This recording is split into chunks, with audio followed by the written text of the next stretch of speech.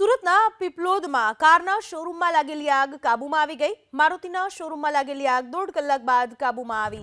આગના કારણે અનેક કાર બળીને ખાખ થઈ હોવાની શક્યતા। આગના કારણે લાખોનું નુકસાન। જોકે સદનસીબે કોઈ પણ પ્રકારની જાનહાનિ નથી સર્જાઈ। સુરતના પીપલોદમાં મારુતિ કારના શોરૂમમાં આગ લાગી હતી। આ આગ કાબૂમાં આવી ચૂકી છે। ઘણી બધી કાર્સ બળીને ખાખ થઈ ગઈ હોવાની શક્યતા, પરંતુ સદનસીબે કોઈ પણ પ્રકારની જાનહાનિ નથી થઈ। સુરતના પીપલોદમાં કારના શોરૂમમાં લાગેલી આગ કાબૂમાં આવી ગઈ। મારુતિના શોરૂમમાં લાગેલી આગ 1.5 કલાક બાદ કાબૂમાં આવી। આગના કારણે અનેક કાર બળીને ખાખ થઈ હોવાની શક્યતા। આગના કારણે લાખોનું નુકસાન। જોકે સદનસીબે કોઈ પણ પ્રકારની જાનહાનિ નથી સર્જાઈ। સુરતના પીપલોદમાં મારુતિ કારના શોરૂમમાં આગ લાગી હતી। આ આગ કાબૂમાં આવી ચૂકી છે।